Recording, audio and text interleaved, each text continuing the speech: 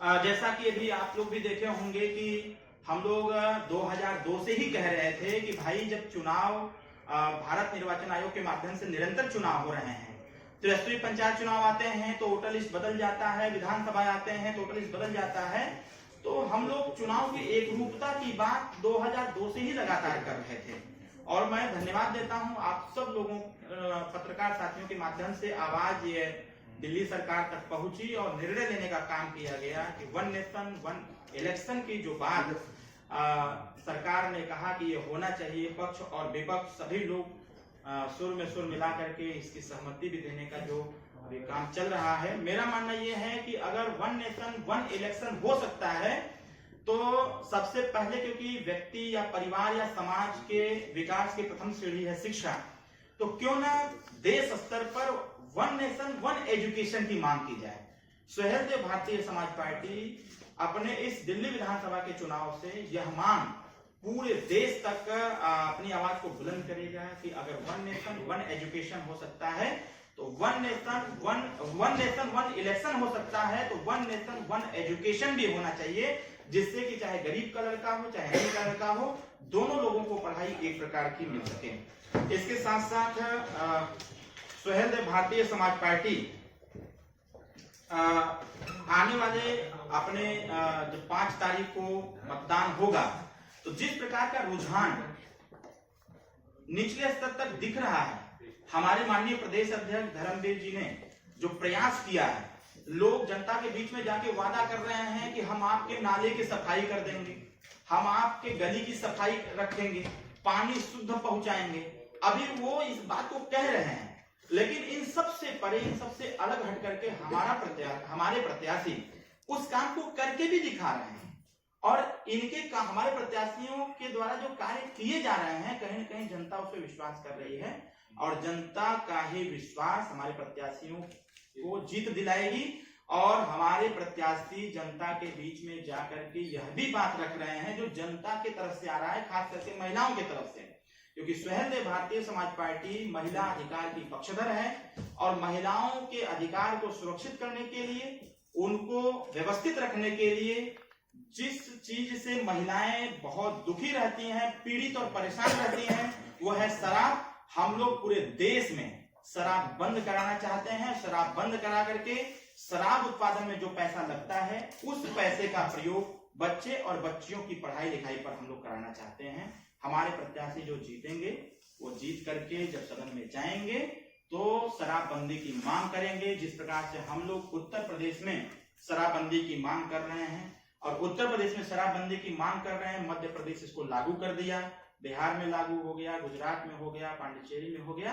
मुझे पूरा विश्वास है कि हम अपनी आवाज को बुलंद कर रहे हैं। हम दिल्ली राजधानी में बैठे हुए हैं और यहाँ से जो आवाज उठती है, कहीं न कहीं पूरे देश दुनिया तक जाती है। आने वाले समयों में सुहेलदेव भारतीय समाज पार्टी अपने संगठन को और मजबूत करेगी। आने वाले समय में और मजबूती से चुनाव में हम अपना अहम भूमिका अदा करेंगे। और इसके साथ साथ जो वर्तमान चुनाव चल रहे हैं, जब से सुहेलदेव भारतीय समाज पार्टी अपनी उपस्थिति दिल्ली के चुनाव में दर्ज कराई है, कहीं न कहीं तमाम पार्टियां इस बात पर चिंतन करने पर विवश हो गई हैं कि जिस प्रकार से ओम प्रकाश राजभर जी अपनी बातों को रखते हैं गरीबों के पक्ष में, कहीं न कहीं दिल्ली में भी माननीय ओम प्रकाश राजभर जी की डिमांड बढ़ती चली जा रही है। मैं उपस्थित सभी पत्रकार साथियों को बहुत बहुत धन्यवाद देता हूं। आप सब लोग यहाँ पर उपस्थित हुए। हमारे पार्टी के जो एजेंडे रहे, एजेंडे स्पष्ट और साफ हैं। हम इस एजेंडे पर आज से नहीं, 2002 से ही अनवरत काम करते चले आए हैं। हमारा कारवां जहां तक जा रहा है, जहां तक बढ़ रहा है, वहां तक अपने एजेंडे को स्पष्ट रूप से सभी जनमानस तक पहुंचाने का निरंतर प्रयास हो रहा है। समाज पार्टी ने पहली बार प्रवेश किया है। जब से हमारी पार्टी बनी है तब से लगातार हम लोग अपने संगठन का विस्तार कर रहे हैं और जब हमारे उन 3 विधानसभाओं में विस्तार संगठन का हुआ तो अवसर मिला चुनाव लड़ने का। हमने अपने 3 प्रत्याशी चुनाव मैदान में उतारे, जिसमें से जनकपुरी सीट से हमारे धर्मवीर जी लड़ रहे हैं, द्वारिका सीट से अरविंद कुमार फौजी जी लड़ रहे हैं और मटियाला सीट से श्री विनोद चौहान जी जो रिटायर्ड सूबेदार हैं। ये 3 प्रत्याशी हम चुनाव मैदान में उतारे हैं। क्या मुद्दे रहने वाले? सुहेलदेव भारतीय समाज पार्टी सबसे पहला मुद्दा अपना स्पष्ट रूप से कहना चाहती है कि अगर हमारे मतदाताओं के वोट से नेताओं के, मंत्रियों के, विधायकों के और सांसदों के, अधिकारियों की तनख्वाह तय होती है, उनके पेंशन तय होते हैं, तो सुहेलदेव भारतीय समाज पार्टी चाहती है कि दिल्ली में हर मतदाता को 5,000 रुपया मतदाता पेंशन मिले। और देश की राजधानी दिल्ली है, दिल्ली से जो आवाज उठेगी वो देश स्तर पर लागू होगी। इसके साथ साथ हम शराबबंदी लागू कराना चाहते हैं कि दिल्ली में शराबबंदी हो और महिलाओं को 50% आरक्षण प्राप्त हो समस्त क्षेत्रों में। इसके साथ साथ हम अपने जो शिक्षण संस्थान है दिल्ली में, उन शिक्षण संस्थानों में भारतीय संविधान के पठन पाठन की अनिवार्यता चाहते हैं। इसके लिए हम अपने प्रत्याशी लड़ा रहे हैं कि जब हमारा प्रत्याशी जीत करके सदन में जाएगा तो वह इस बात को स्पष्ट रूप से रखने का प्रयास करेगा कि जो लोग संविधान की दुहाई देते हैं, संविधान को कोई जेब में रख के चलता है, कोई सीने से लगा के चलता है, कोई सर पे रख के चलता है। संविधान को जेब में, सीने से और सर पे रखने से बच्चे संविधान नहीं पढ़ सकते जब तक इसको अनिवार्य रूप से लागू न किया जाए। अगर प्राथमिक विद्यालय से हर सब्जेक्ट पढ़ना अनिवार्य है तो उसी प्रकार से संविधान एक विषय रख दिया जाए और संविधान को पढ़ना अनिवार्य कर दिया जाए। भारत सरकार ने तय किया कि 1 नेशन 1 इलेक्शन होना चाहिए, तो सुहेलदेव भारतीय समाज पार्टी दिल्ली से इस आवाज को उठाना चाहती है कि 1 नेशन 1 इलेक्शन के साथ साथ 1 नेशन 1 एजुकेशन की भी चर्चा होनी चाहिए, जिससे कि एक प्रकार की शिक्षा हो, गरीब और अमीर को एक प्रकार की शिक्षा प्राप्त हो।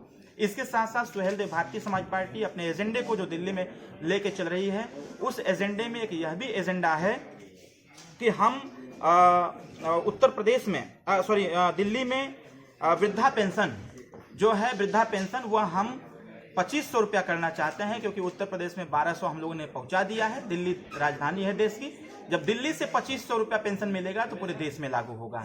और एक बात और है, जिस प्रकार से हमारे मजदूर, बेरोजगार तमाम लोग मिलकर के सरकार बनाते हैं और सरकार बनाने के बाद सरकार में मंत्री, विधायक, सांसद, अधिकारी अपना तनख्वाह तय करते हैं, अपनी पेंशन तय करते हैं और संविधान कहता है समता, स्वतंत्रता, बंधुत्व, न्याय।